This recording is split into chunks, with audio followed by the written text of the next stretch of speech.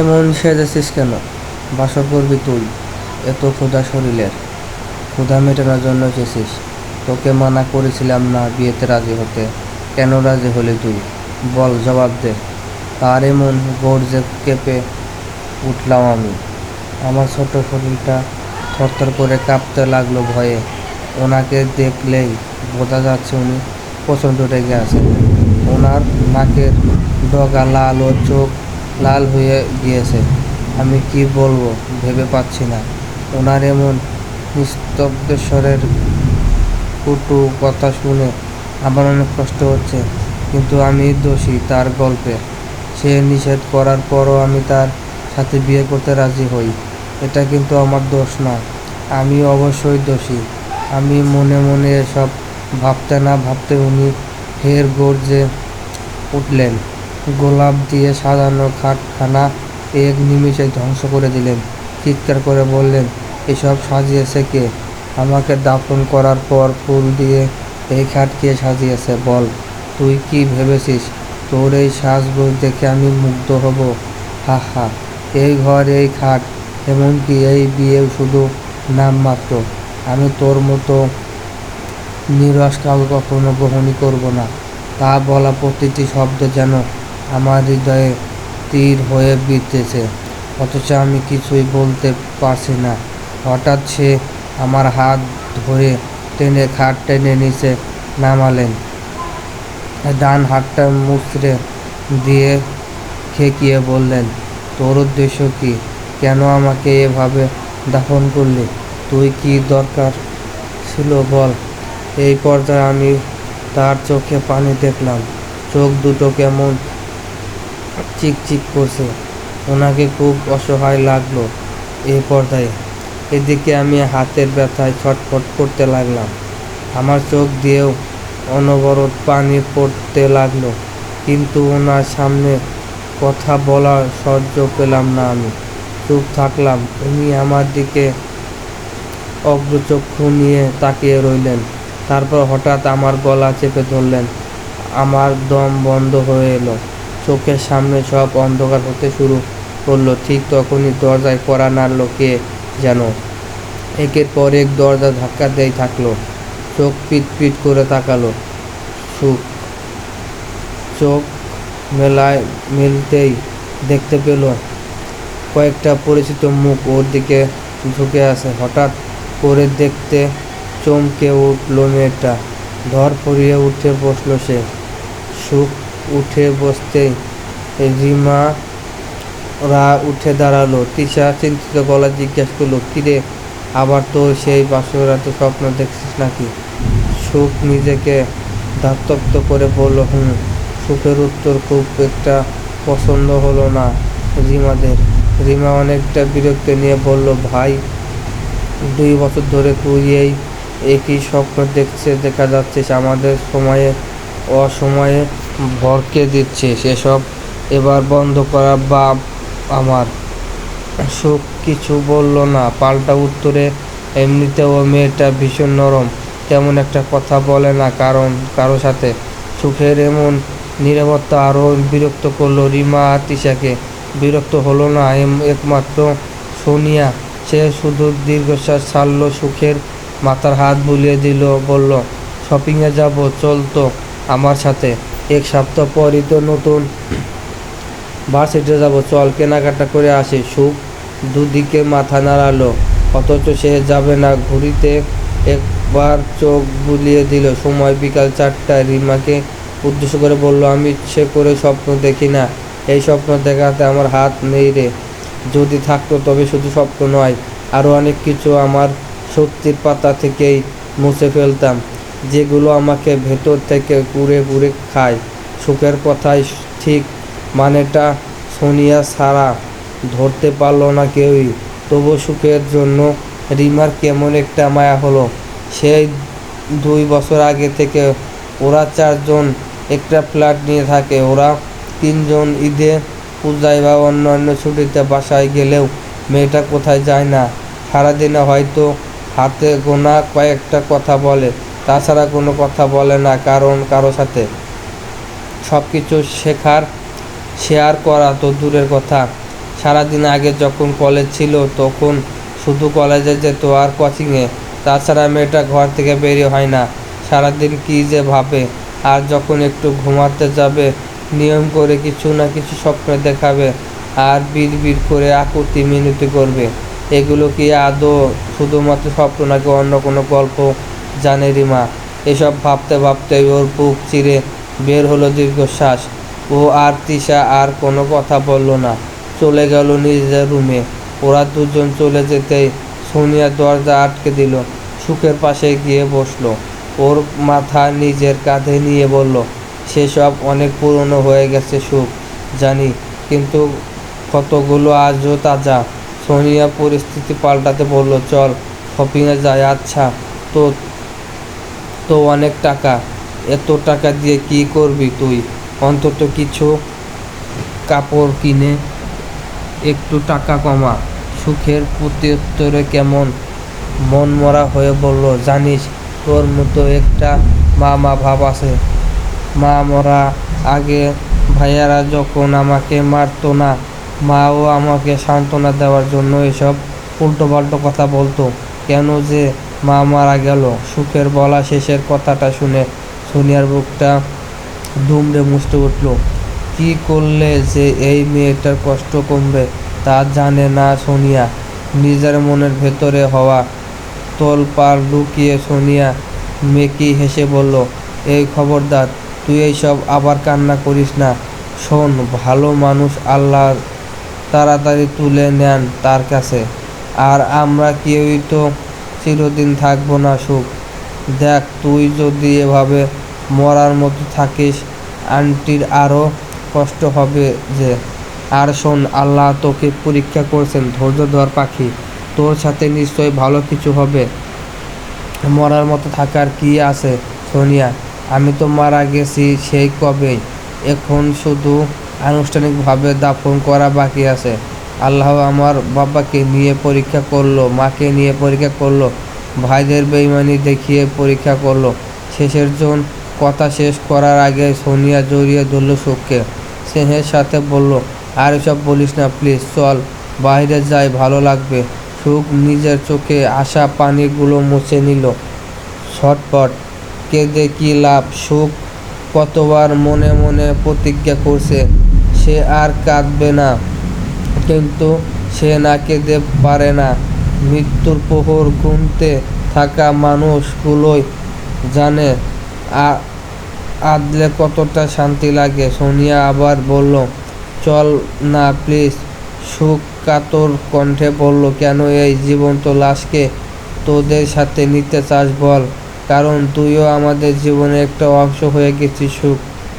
ওর ওর দ্রুত রেডি হ। সুখ নিজের অনিচ্ছা থাকা সত্ত্বেও উঠল, না উঠলে সে ছাড়বে না সোনিয়া। সে উঠে ওয়াশরুমে গেল ফ্রেশ হতে। যাওয়ার আগে সোনিয়াকে বলল ওর কাপড়গুলো দেওয়ার জন্য।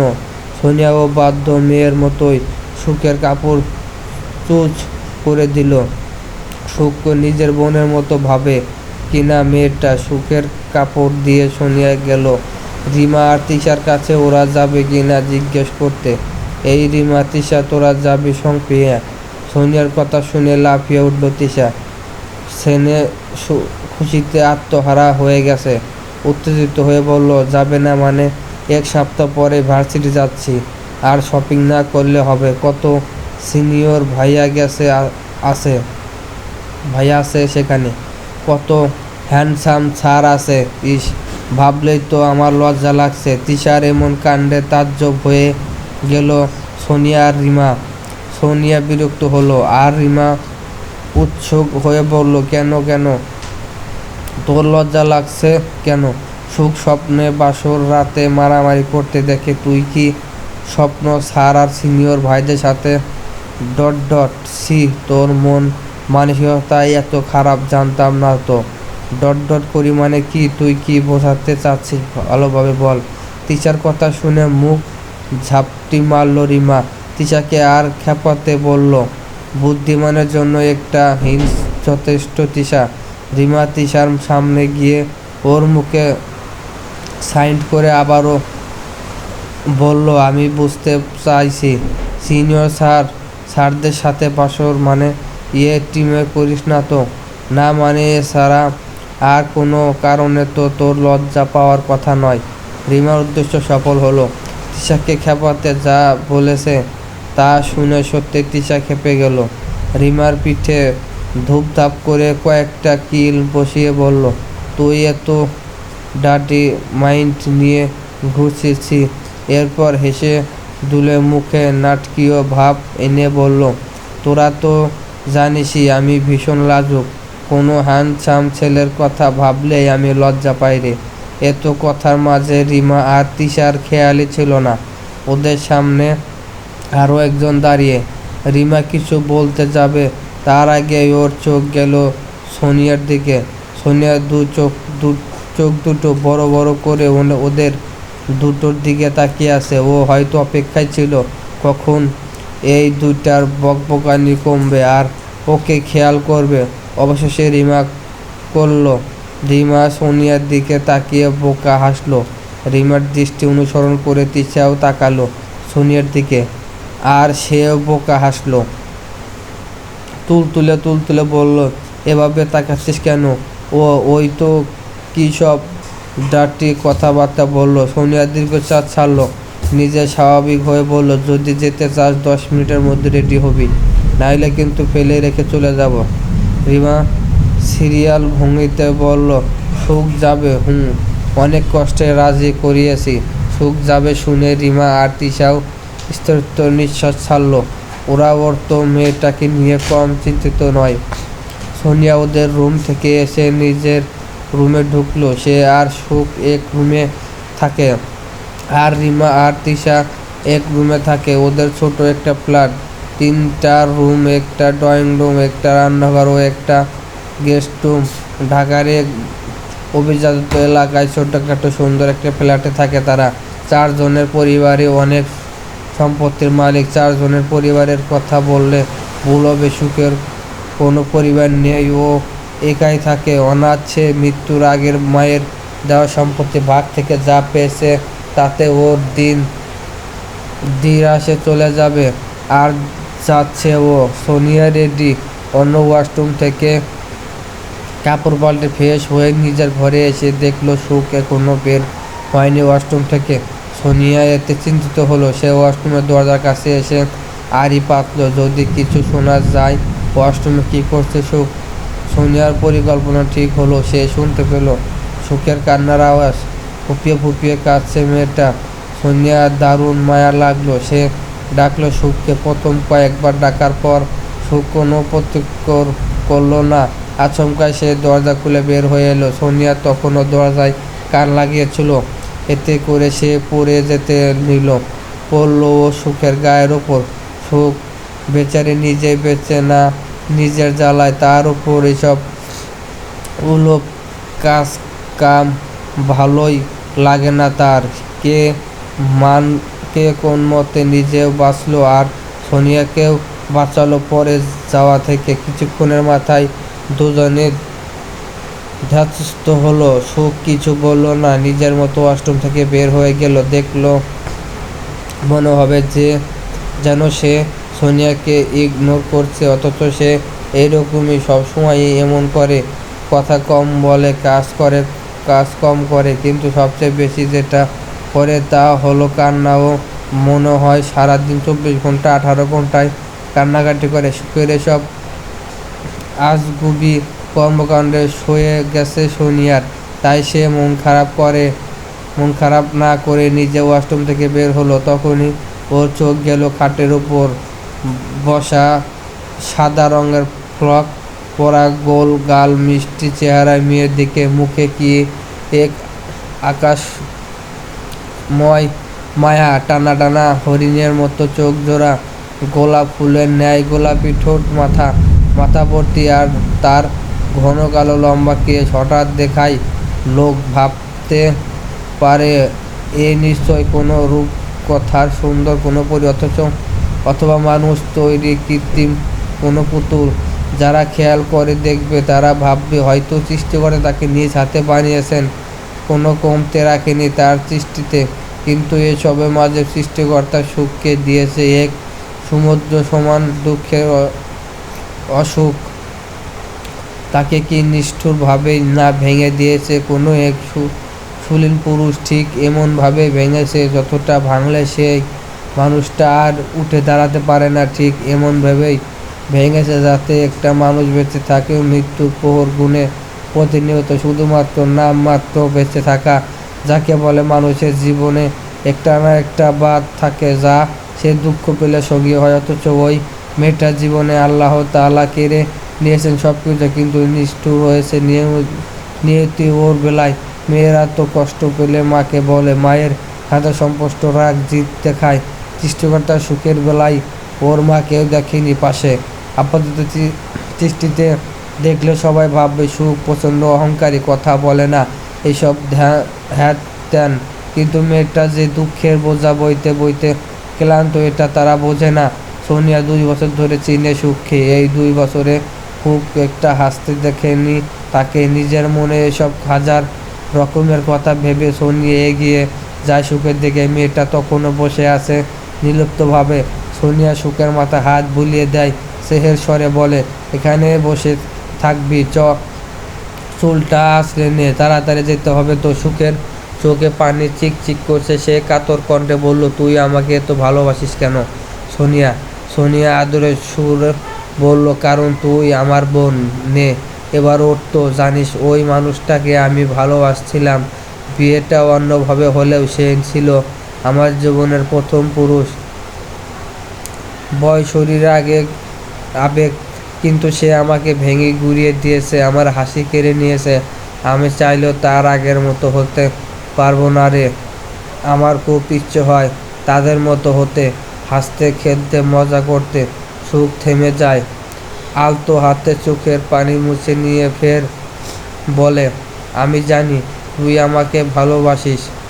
2 বছর আগে যখন আমি নিঃশেষ হয়ে যাচ্ছিলাম তখনই তুই আমার কাছে তোকে পাঠালেন আল্লাহ তাআলা। একটু একটু করে যত্ন করে স্বাভাবিক করার চেষ্টা করছিস আমাকে। রক্তের সম্পর্ক ছাড়া এমন কে করে বল? অথচ তুই করলি। কিন্তু আমি তো কোনো পরিবর্তনই হতে পারলাম না। তোর কষ্টের কোনো দামই দিতে পারলাম না আমি। আমাকে সুখ কথা শেষ করার আগে সোনিয়া জড়িয়ে ধরল ওকে। তোর কাছে আমি কখনো প্রতিদান চেয়েছি এসব বলিস না পাখি, প্লিজ বলিস না। হয়তো তুই আমি সমবয়সী, কিন্তু তোকে আমি আমার ছোট বোনের মতো ভালোবাসি। সুখ পাখি, এসব বলবি না কখনো। ও চল দেখি ওরা দুজন তৈরি হয়েছে কিনা। সোনিয়া কথা শেষ করতে না করতে রিমা আর তিশা এলো। দুজনেই জম্মেশ শ্বাস সেজেছে, মনে হয় কোনো বিয়ে বাড়িতে যাবে। সোনিয়া ওদের দেখে কুঁচকে তাকালো, বলল, কোথায় যাবি?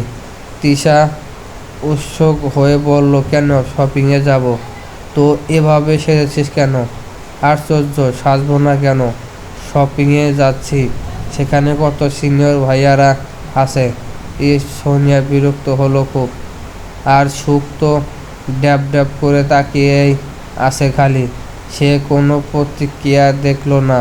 সোনিয়া তিশার থেকে দৃষ্টি সরিয়ে রিমাকে বলল, এটাকে বিয়ে দিতে বল, না হলে কপালে দুর্ভোগ আছে।